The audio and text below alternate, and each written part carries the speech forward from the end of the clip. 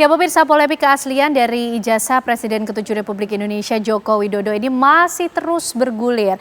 Bahkan meskipun Barreskrim Polri telah menyatakan ijazah milik Jokowi ini identik, namun pihak Roy Suryo CS ini tetap menggugat keabsahan dokumen tersebut dan kemudian menuntut bahwa yang bisa menguji atau menyatakan keabsahan dokumen adalah di pengadilan dengan adanya putusan hukum tetap, pemirsa. Lalu bagaimana kemudian polemik dari ijazah Jokowi ini terus bergulirnya, apakah juga sudah tepat langkah yang dilakukan oleh pihak kepolisian, pemirsa? Malam hari ini kita akan membahasnya bersama dengan sejumlah narasumber yang sudah bergabung di Apa Kabar Indonesia Malam. Ada Mas Rifai Kusumanegara, kuasa hukum dari pihak Joko Widodo. Mas Rifai, selamat malam. Malam, Mbak. Sehat ya, Mas Rifai? Sehat. Terima kasih sudah hadir, dan juga ada Mas Aristo Pangaribuan, pakar hukum pidana dari Universitas Indonesia. Mas Aristo, apa kabar? Baik. Sehat ya, Mas? Kembali kita akan membahas mengenai polemik ini. Ya, ini sudah sekian kalinya. Sekian episode. Dan juga bergabung bersama kita ada Bang Jemi Mokolensang, tim advokasi anti kriminalisasi akademisi dan juga aktivis. Selamat malam Bang Jemi. Selamat malam. Terima kasih sudah hadir di Apa Kabar Indonesia Malam. Mas Rifai, ini ijazah Jokowi polemik tak bertepi. Betulkah akan seperti itu? Kenapa kemudian menjadi tidak bertepi atau akan bertepi tapi nanti? Prinsipnya semua perkara pasti ada akhirnya. Oke. Cuma mungkin sekarang ini masih dinamikanya sedang muncul, dan bahkan belum peak ya. Menurut saya ini belum peak. Belum peak ya? Peaknya nanti mungkin pada saat, kalau kami berharapnya pada saat di Polda itu ada kepastian, lanjut ke... Ada kepastian artinya ada tersangkanya begitu? Naik ke penyidikan dan lanjut ke persidangan, tentu mungkin ini peaknya. Dan kita akan ketemu lagi di sini mungkin. Masih panjang berarti? Nggak begitu panjang, tapi ada momen-momennya lah mungkin. Tapi Mas, yang kemudian menjadikan ini polemik adalah munculnya laporan-laporan yang saat ini juga tengah ditangani oleh Polda Metro Jaya, jumlahnya 6 kalau tidak salah. Ini muncul kemudian juga sebagai terusan dari adanya putusan atau pengumuman yang disampaikan Barreskrim Polri mengenai ijazah milik Pak Jokowi ini identik. Tapi kemudian masih saja digugat oleh pihak Roy Suryo CS. Oke, jadi kalau yang laporan-laporan lainnya itu memang itu dari para relawan ya. Bukan dari kami, dan tidak ada juga koordinasi dengan kami. Dan itu kalau saya cermati ada dua kelompok. Ada kelompok yang memang sudah lebih dahulu dari LP kami.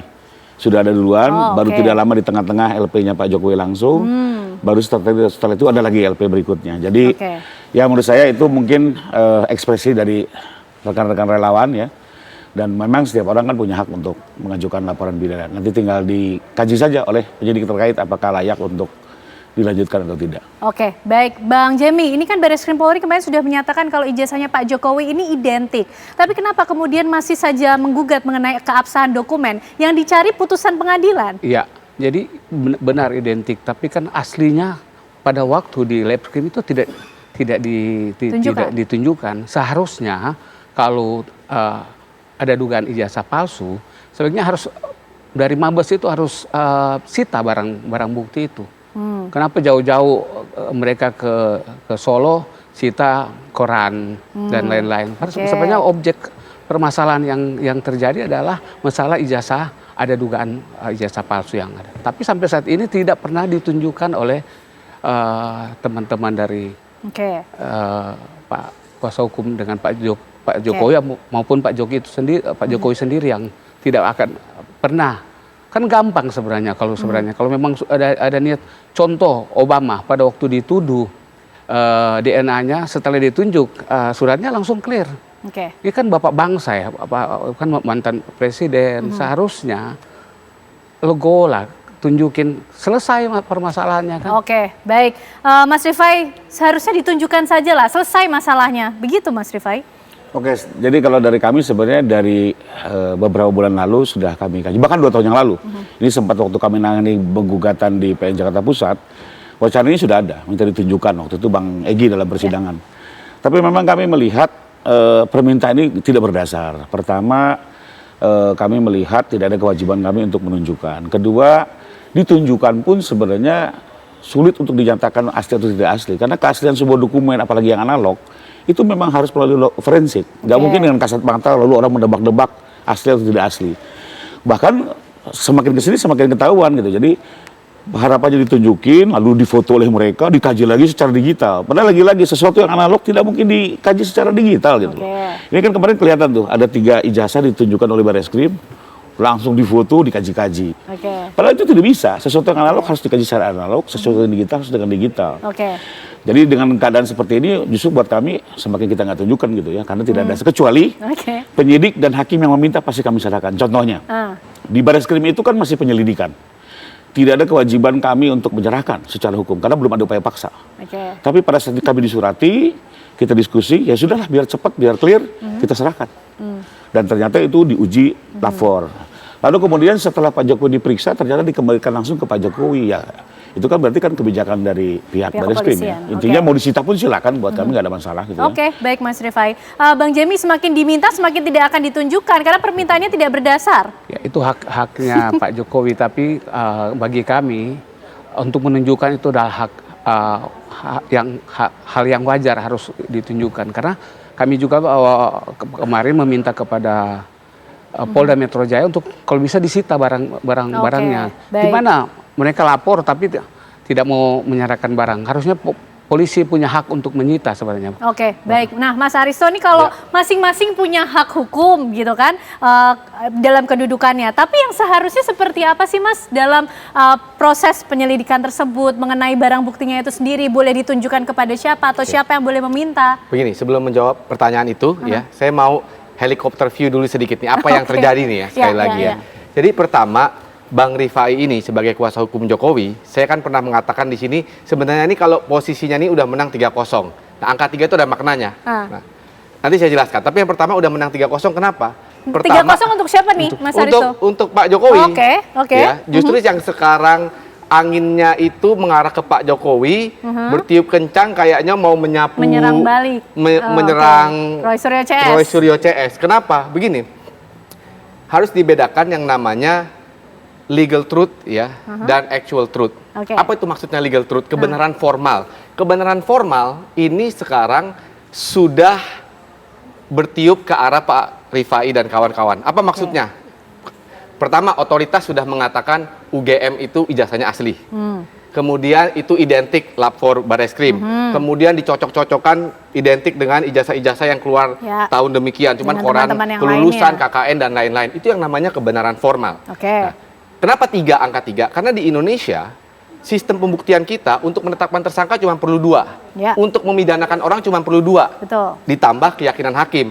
Nah ini kalau kita jumlah akumulasi buktinya itu sudah lebih dari 2. Makanya saya bilang 3. Itu pembuktian sederhana, ya. Itu sederhana, tetapi juga terlalu rendah menurut pendapat saya. Artinya kebenaran formal ini sudah mengarah ke Pak Rifai dan kawan-kawan, sudah memihak ke Pak Rifai dan kawan-kawan. Seharusnya mestinya kualitatif bukan kuantitatif, tapi itu persoalan yang lain. Itu persoalan teori hukum yang lain. Nah, ini adalah kebenaran formal. Apa itu kebenaran formal? Legal truth, kebenaran yang dimonopoli oleh negara. Apa maksudnya dimonopoli? Ya, negara menyediakan instrumen-instrumen hukum yang namanya hukum acara, sehingga dia bisa mendefinisikan kebenaran lewat hukum acaranya. Nah, tapi kebenaran formal belum tentu sama dengan actual truth, kebenaran aslinya. Kenapa? Ya kadang-kadang ada distance, ada jarak. Kebenaran formal tidak sama dengan kebenaran asli. Di dalam hukum kita sering, ya, misalnya perkara Sambo, kebenaran formalnya berbeda pertama. Kebenaran aslinya baru terungkap. Apa Mas Aristo ketika ada perbedaan di situ? Nah gini, makanya saya mau katakan, yang sekarang itu lagi mencoba diutak-atik ya oleh Roy Suryo dan kawan-kawan adalah mendistancing, memberikan jarak antara kebenaran formal dan kebenaran aktual, actual truth ya. Bagaimana caranya actual truth? Pertama, menyerang dulu metode mendapatkan ijazahnya. Soal skripsi, skripsinya bener apa enggak sih? KKN-nya bener apa enggak sih? Ini berkaitan dengan akses mendapatkannya dong berarti Mas Aristo? Loh iya, ini sekarang. Nah, persoalannya hukum Indonesia itu tidak memberikan kesempatan yang luas kepada orang yang dilaporkan itu untuk mengakses bukti. Misal tadi Bang Rifai, ijazahnya itu habis dikasih ke Bareskrim, dipulangin lagi ke Pak Jokowi. Artinya Pak Roy Suryo, Bang Jemi ini dan kawan-kawan tidak memiliki akses kepada alat bukti itu. Padahal KUHAP itu mengatakan begini kira-kira. KUHAP hanya mengatakan dalam penyidikan boleh mengajukan saksi dan ahli yang meringankan. Dalam pengadilan juga. Nah kalau ada ahli yang meringankan tapi nggak ada akses buktinya bagaimana? Nah selama ini tidak ditunjukkan, sudah pasti kita akan ribut terus. Karena tidak ada, karena pihak-pihak Bang Jemi ini tidak diberikan instrumen untuk memberikan jarak antara legal truth dan actual truth. Dan nampaknya tidak akan pernah ditunjukkan tuh Mas Aristo. Nah, tadi kata Bang Rifai mau ditunjukkan. Katanya kalau hakim yang meminta. Dan saya harap kalau hakim misalnya ya, amit-amit nih, kalau klien Bang Jemi itu sampai jadi terdakwa ya, itu harus ditunjukkan dan kliennya Bang Jemi harus diberikan akses kepada alat bukti itu dan mengajukan ahli untuk menilai. Harus dong, kalau orang ada yang ngeklaim, negara kamu monopoli kebenaran, nggak betul kebenaran kamu, dia harus diberikan akses. Dia harus diberikan akses untuk memberikan jarak terhadap kebenaran itu. Di satu sistem yang ideal, mestinya yang namanya kebenaran hukum dan kebenaran aktual itu mestinya sama. Tapi kita tahu kita tidak living in ideal world. Jadi sah-sah saja menurut saya memberikan jarak itu.